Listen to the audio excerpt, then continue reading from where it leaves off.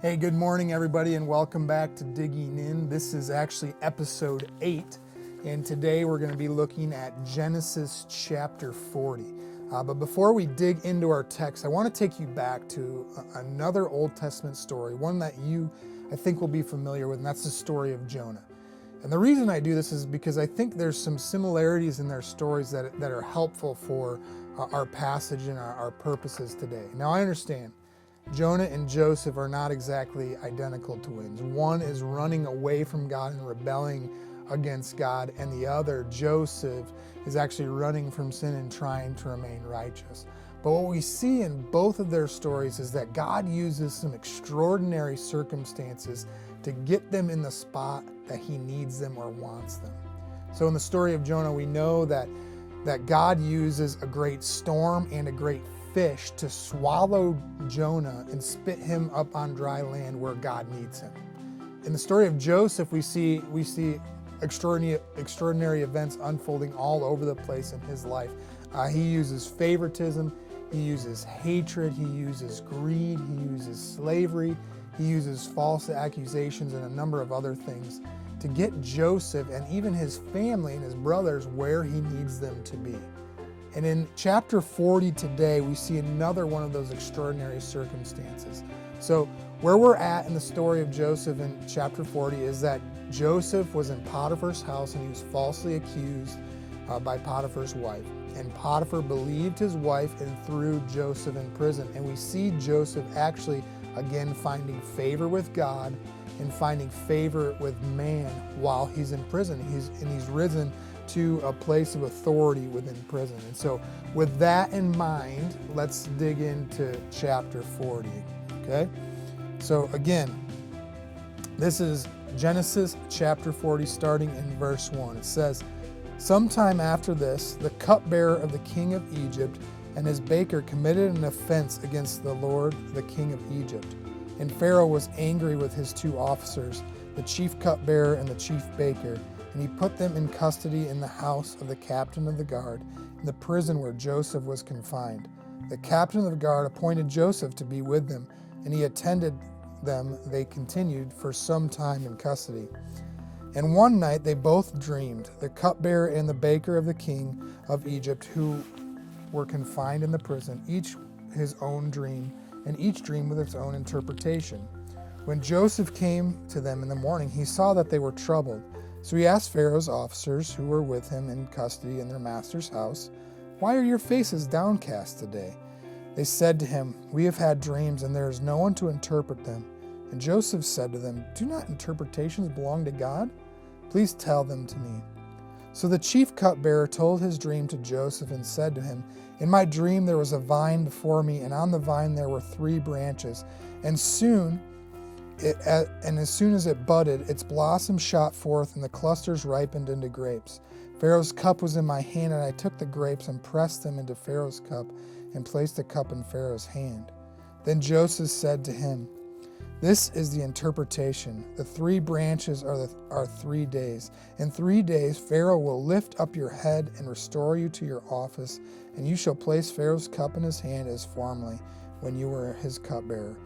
Only remember me when it was well with you, and please do me the kindness to mention me to Pharaoh, and so get me out of this house. For I was indeed stolen out of the land of the Hebrews, and here also I have done nothing that they should put me into the pit.' When the chief baker saw that the interpretation was favorable, he said to Joseph, 'I also had a dream. There were 3 cake baskets on my head, and in the upmost basket there were all sorts of baked food for Pharaoh. But the birds were eating it out of the basket on my head.' And Joseph answered and said this is its interpretation. The 3 baskets are 3 days. In 3 days Pharaoh will lift up your head from you and hang you on a tree, and the birds will eat the flesh from you. On the 3rd day, which was Pharaoh's birthday, he made a feast for all his servants and lifted up the head of the chief cupbearer and the head of the chief baker among his servants. He restored the chief cupbearer to his position, and he placed the cup in Pharaoh's hand. But he hanged the chief baker as Joseph had interpreted to them. Yet the chief cupbearer did not remember Joseph, but forgot him."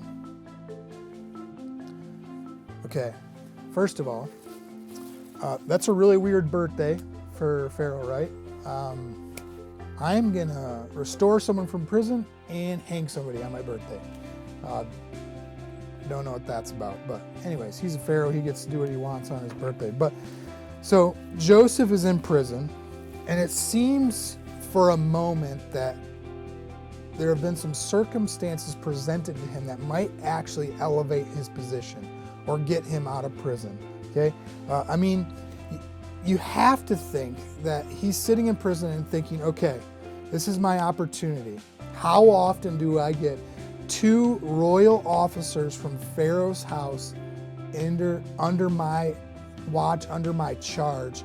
And how often are those 2 exact guys going to have a weird dream on the same night? And it just so happens that Joseph is a weird dream expert, right? If it were you and me, I think we would both be in the same place and we'd be like, okay, this is it. This is my opportunity to get out of here. This is my opportunity to change my cards, to change my fate a little bit. And we'd try to leverage that situation, right? And that's exactly what Joseph tries to do. Look at verses 14 and 15 again. He says this to the cupbearer. He says, only remember me when it is well with you, and please do me the kindness to mention me to Pharaoh.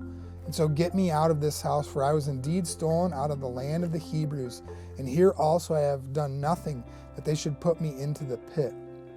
And so when we're in difficult situations, at least when I'm in a difficult situation, we sometimes try to force a solution and try to become our own savior in a way, right?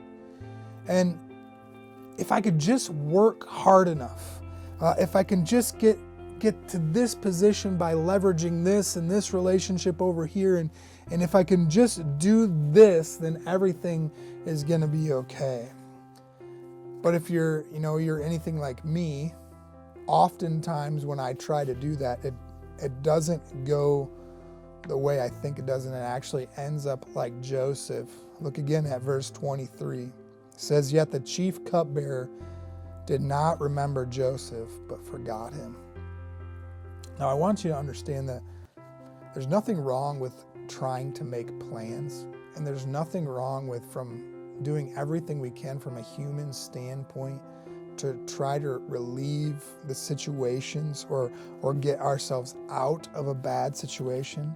But at times, we can attempt to do this so much that we try to become our own functional savior. And as you might guess, that kind of puts us at odds with God himself, and that's not a great place to be.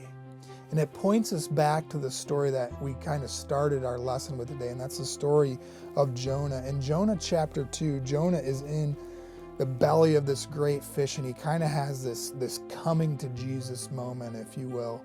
And he realizes the fault in his ways, and he's been making mistakes and going the wrong direction. And this is what he says. He says, when my life was fainting away, I remembered the Lord. My prayer came to you into your holy temple. Those who pay regard to vain idols forsake their hope of steadfast love. But I, with the voice of thanksgiving, will sacrifice to you what I have vowed I will pay. And listen to this. Salvation belongs to the Lord.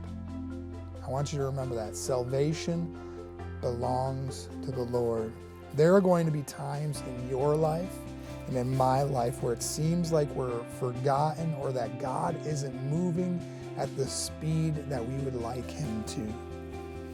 But keep in mind that salvation belongs to the Lord. And I can't answer the why. I don't know why God always works the way that he does.